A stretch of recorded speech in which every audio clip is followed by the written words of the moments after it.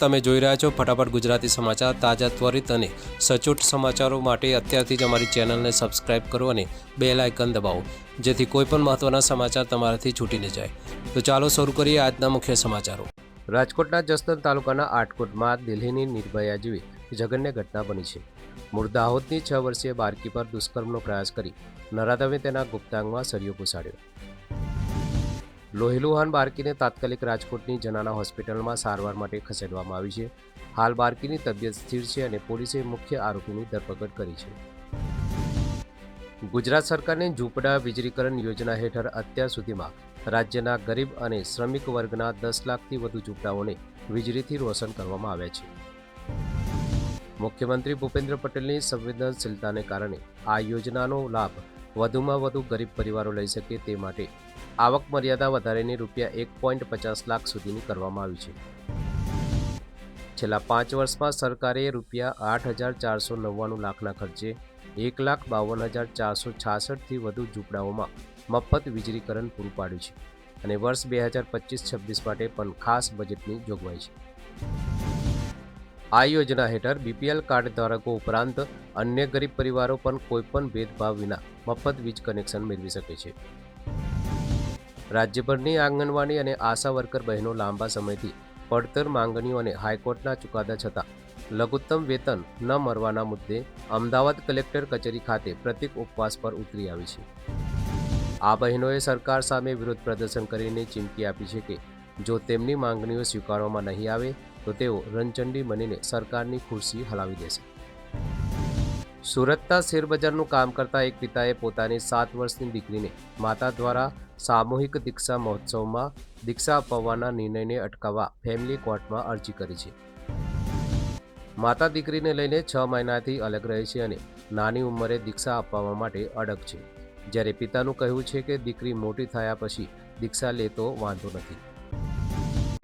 ગુજરાત હાઈકોર્ટમાં એક અનોખા છૂટાછેડાના કિસ્સામાં સ્વામિનારાયણ સંપ્રદાયના નિયમોનું ચુસ્ત પાલન કરતી પત્ની અને ડુંગળી લસણ ખાતા પતિના પરિવાર વચ્ચેના આહાર સંબંધિત ઝઘડાને ક્રૂરતાના આધારે માન્ય રાખવામાં આવે છે. પતિની અરજીને સ્વીકારીને હાઈકોર્ટે પત્નીની અરજી ફગાવીને 11 વર્ષના લગ્ન જીવનનો અંત લાવે છે.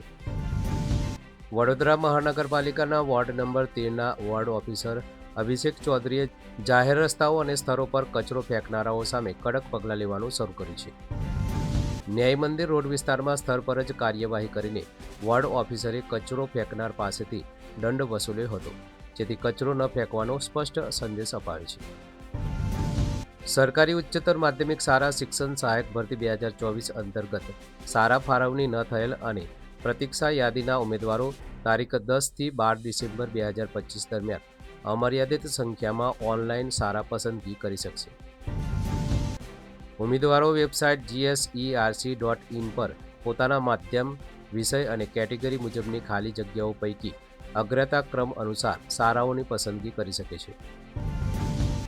ગુજરાત સરકારે જમીન માપણીના કામમાં સરળતા લાવવા માટે ખાનગી લાયસન્સી સર્વેયરોને લાયસન્સ જારી કરવાની સત્તા હવે જિલ્લા કલેક્ટરને સોંપી દીધી છે. આ નિર્ણયથી જમીન માપણીનું કામ જિલ્લા સ્તરે ઝડપી બનશે અને પેન્ડિંગ કેસોમાં મોટો ઘટાડો થવાની શક્યતા છે. અમદાવાદનો મુખ્ય માર્ગ ગણાતો સુભાષ બ્રિજ તેના સુપર સ્ટ્રક્ચરમાં નુકસાન માલુમ પડતા સલામતીના ભાગરૂપે 25 ડિસેમ્બર 2025 સુધી જાહેર જનતાની અવરજવર માટે સંપૂર્ણપણે બંધ રાખવાનો નિર્ણય એએમસી દ્વારા લેવામાં આવ્યો છે. હાલમાં એસપીએનઆઈટી દ્વારા ચકાસણી પૂર્ણ થઈ ગઈ છે અને એએમસી આઈઆઈટી મુંબઈ અને આઈઆઈટી રૂડકી સહિત અન્ય નિષ્ણાતો પાસેથી બ્રિજનું વધુ સઘન નિરીક્ષણ અને ટેસ્ટિંગ કરાવશે. ભારતના ચૂંટણી પંચની સૂચના અનુસાર ગુજરાતમાં હાથ ધરાયેલી એસઆઈઆર સ્પેશિયલ ઇન્ટેન્સિવ રિવિઝન ઝુંબેશનો ગણતરીનો તબક્કો 11 ડિસેમ્બરે પૂર્ણ થઈ રહ્યો છે. અત્યાર સુધીમાં રાજ્યના 5.8 કરોડ મતદારોની 99.97% ચકાસણીનું કાર્ય પૂર્ણ કરી દેવામાં આવ્યું છે. આ કામગીરીમાં રાજ્યના 17 જિલ્લાઓએ ઉત્કૃષ્ટ પ્રદર્શન કરીને 100% સીમાચિહ્ન હાંસલ કરી છે. મતદાર યાદીની શુદ્ધતા માટે ચાલી રહેલી આ પ્રક્રિયામાં અત્યાર સુધીમાં 4.21 લાખથી વધુ સિનિયર સિટીઝન અને 11.58 લાખથી વધુ ડીએસસી ડુપ્લિકેટ એન્ટ્રી ધ્યાને આવ્યા છે. આ ઉપરાંત 18 લાખથી વધુ અવસાન પામેલા અને 10.37 લાખથી વધુ ગેરહાજર મતદારો ધ્યાને આવ્યા છે, જેની ચકાસણીની કામગીરી ચાલી રહી છે. ઇન્ડોનેશિયાની રાજધાની જકાર્તાના એક વ્યસ્ત વ્યાપારી વિસ્તારમાં આવેલી 7 માળની ઓફિસ બિલ્ડિંગમાં ભયાનક આગ લાગતા ઓછામાં ઓછા 20 લોકોના કરુણ મોત થયા છે. પોલીસના જણાવ્યા અનુસાર આગની શરૂઆત ઇમારતના પહેલા માળે રાખેલી બેટરીઓમાંથી થઈ હતી અને તે ઝડપથી 7મા માળ સુધી ફેલાઈ ગઈ. ગોવાના Birch by Romeo Lane night ક્લબમાં 6 ડિસેમ્બરે લાગેલી આગની દુર્ઘટનામાં 25 લોકોના મૃત્યુ થયાના થોડા કલાકો બાદ જ ક્લબના માલિકો સૌરભ અને ગૌરવ લુથરા ઇન્ડિગોની ફ્લાઇટ દ્વારા થાઇલેન્ડ ભાગી ગયા છે. પોલીસ તપાસમાં સામે આવી છે કે ક્લબ પાસે ફાયર ડિપાર્ટમેન્ટની એનઓસી નહોતી અને ફરાર માલિકોને પકડવા માટે હવે ઇન્ટરપોલની મદદ લેવામાં આવશે. અમેરિકાના રાષ્ટ્રપતિ ડોનાલ્ડ ટ્રમ્પે સંકેત આપ્યો છે કે તેમનું વહીવટીતંત્ર ભારતીય ચોખા અને કેનેડિયન ખાતરો સહિતના વિદેશી કૃષિ ઉત્પાદનો પર નવા ટેરિફ લાદવાનું વિચારી શકે છે.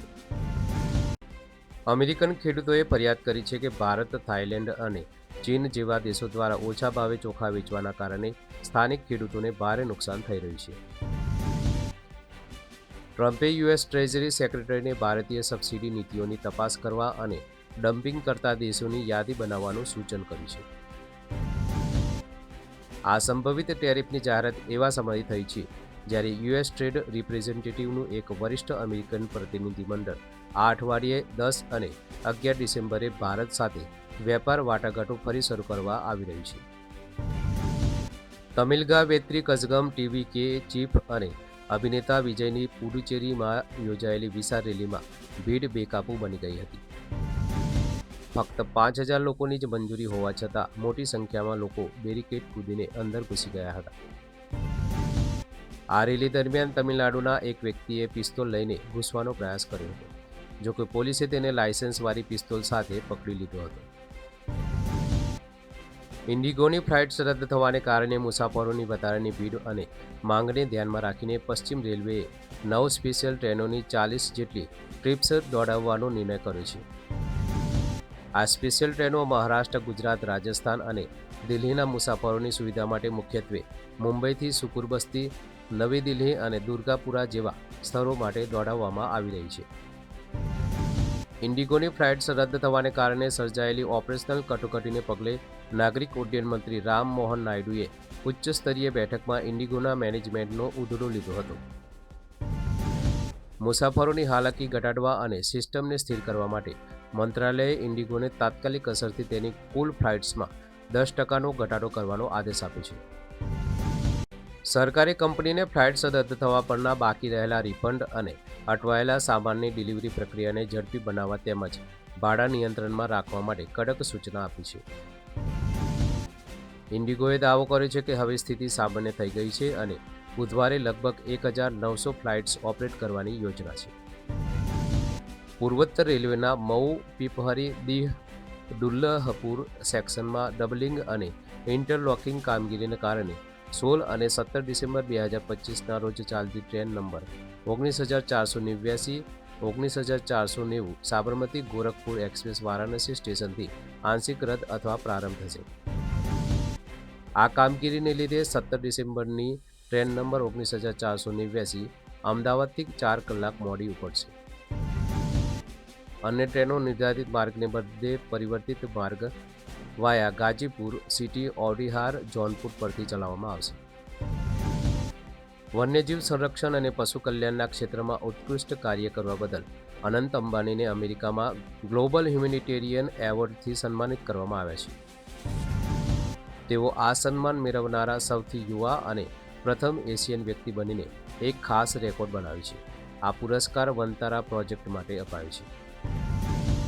અમરેલી જિલ્લાના જાફરાબાદના સરોવડા ગામના રહેણાંક વિસ્તારમાં શિકારની શોધમાં આવેલા 2 સિંહો સામે ગાયના યુવા વાછરડાઓએ હિંમતભરી ટક્કર આપીને તેમને પાછા ભાગવા માટે મજબૂર કર્યા હતા. નર્મદા જિલ્લાના દેડિયાપાડાના ખેતરમાંથી બેભાન અવસ્થામાં મરી આવેલા એક અજગરને જીવદયા પ્રેમી ભાવિન વસાવાએ CPR આપીને તેનો જીવ બચાવ્યો હતો. હવામાન વિભાગની આગાહી મુજબ ગુજરાતમાં આગામી 7 દિવસ દરમિયાન ઠંડીનો માહોલ યથાવત રહેશે અને તાપમાનમાં કોઈ મોટો ફેરફાર થશે નહીં. નલિયામાં સૌથી નીચું 10 ડિગ્રી તાપમાન નોંધાયું હતું. તો આ હતા આજના ટોપ 50 સમાચાર. વધુ અપડેટ્સ માટે અમારી સાથે જોડાયેલા રહો. નમસ્કાર.